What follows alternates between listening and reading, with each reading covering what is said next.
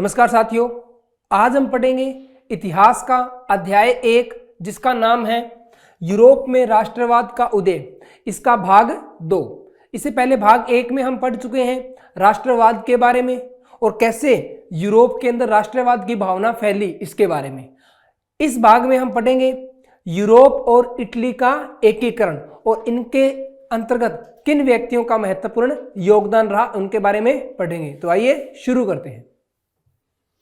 सबसे पहले अगर मैं बात करूं जर्मनी का एकीकरण, तो इसके अंदर अगर बच्चों 1848 में यूरोपियन सरकार मतलब जो वर्साय के संधि के तहत जो सरकार बनी थी 1815 के अंदर, उसकी बात कर रहे हैं बच्चों।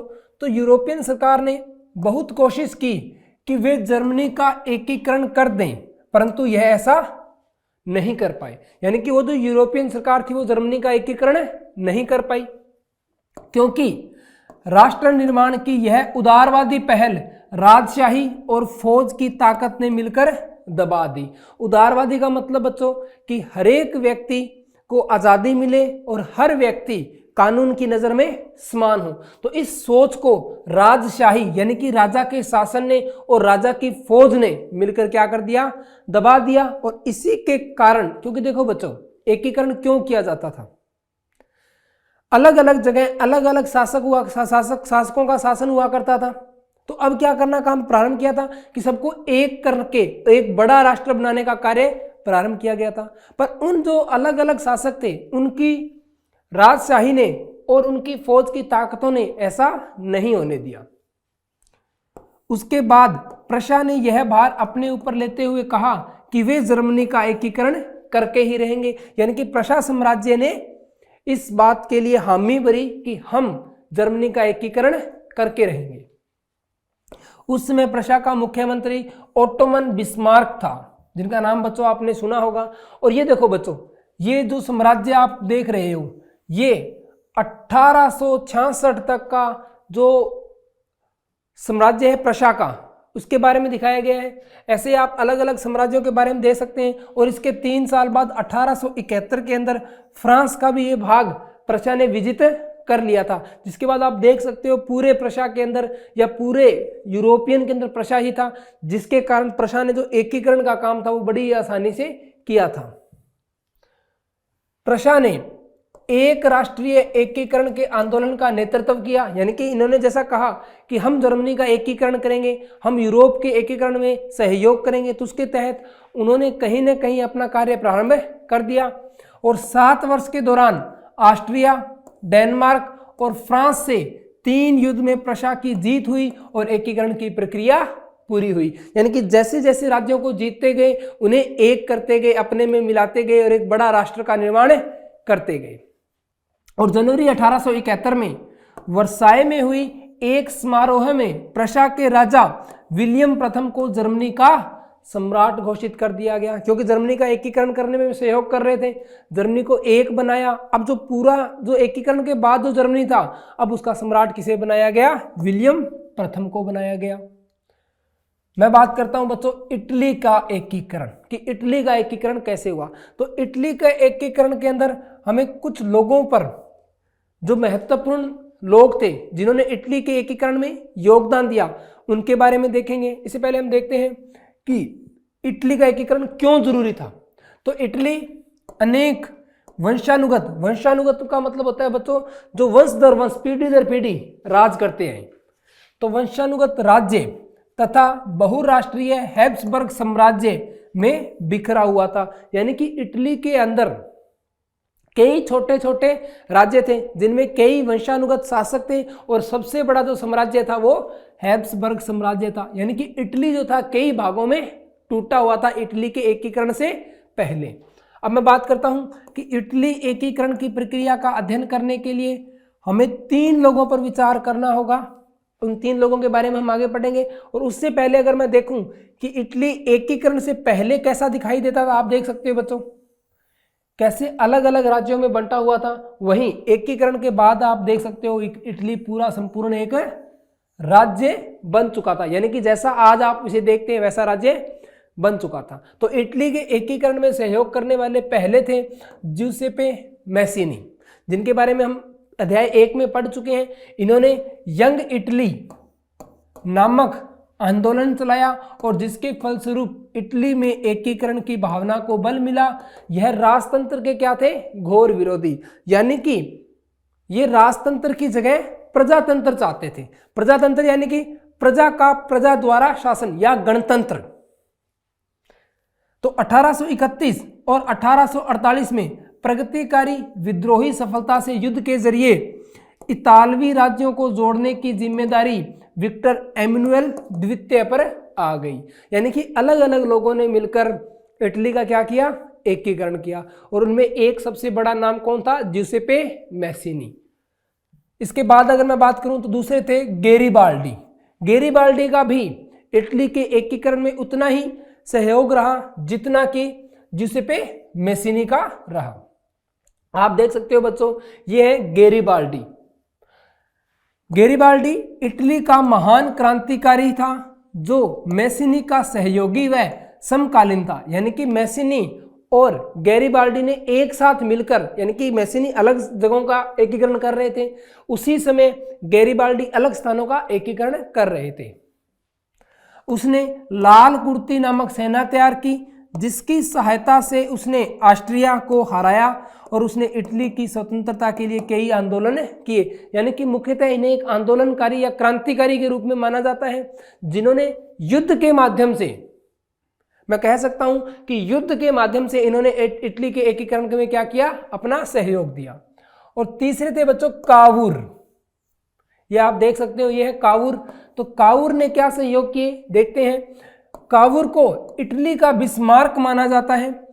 वह देखो, जैसे बच्चों बिस्मार्क का नाम हमने अभी कुछ देर पहले पढ़ा था, ओटोमन बिस्मार्क, जिन्होंने जर्मनी के एकीकरण में सहयोग किया था या जर्मनी का एकीकरण करने में अपना योगदान दिया था। तो उसी तरह इटली के एकीकरण में योगदान कौन दे रहे थे? कावूर। इसीलिए इन्हें इटली का बिस्मार्क माना जाता है।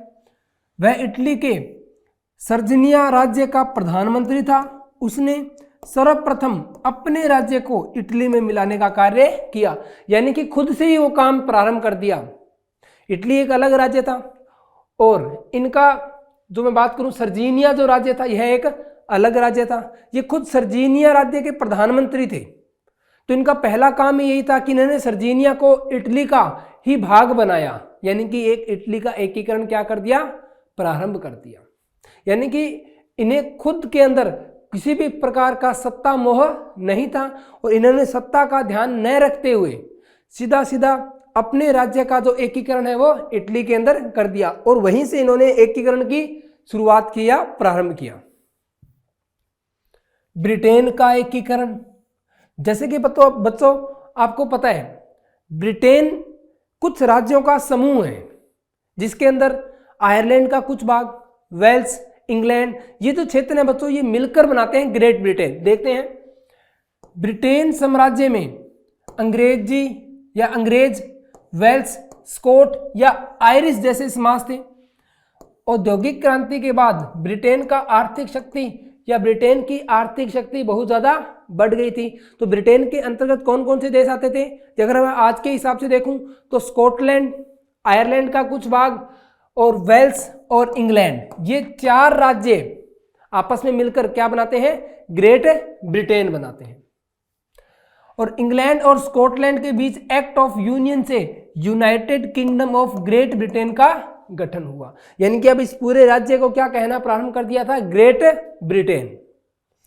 और कुछ साल बाद इसके अंदर आयरलैंड को भी जोड़ दिया गया और ब्रिटेन राष्ट्र का निर्माण हुआ और बाद में इसे क्या नाम दे दिया गया? ब्रिटेन। यानी कि आज के हिसाब से देखूं तो ब्रिटेन में कौन कौन से राज्य आ गए?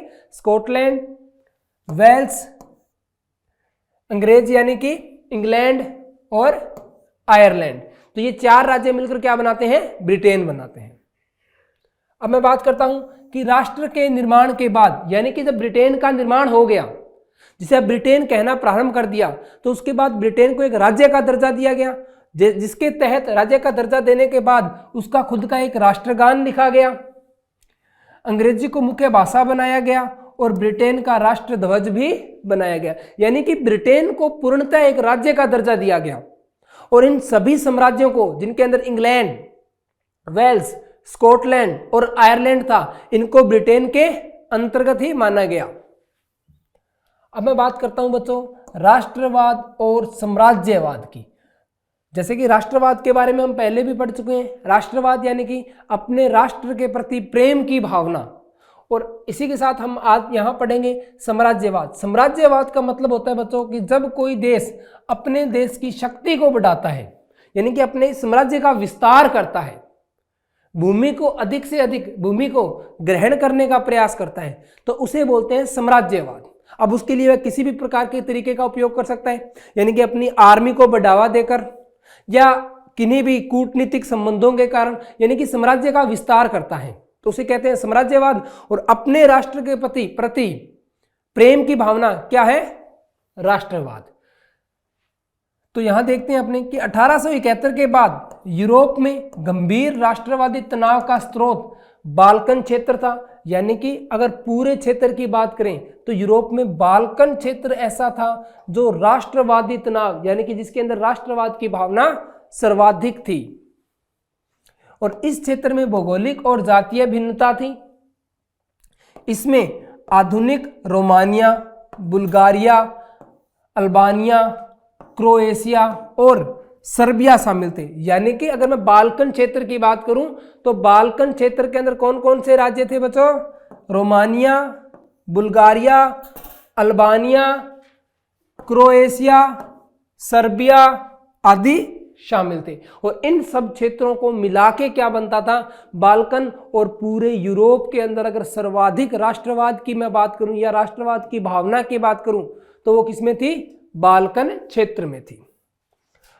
क्षेत्र में रोमानी राष्ट्रवाद के विचार फैलने लगे और ओटोमन साम्राज्य के विघटन से स्थिति काफी विस्फोटक होगी। और रोमानी या रोमानिया के बारे में मैं बच्चों आपको पहले भी बता चुका हूं।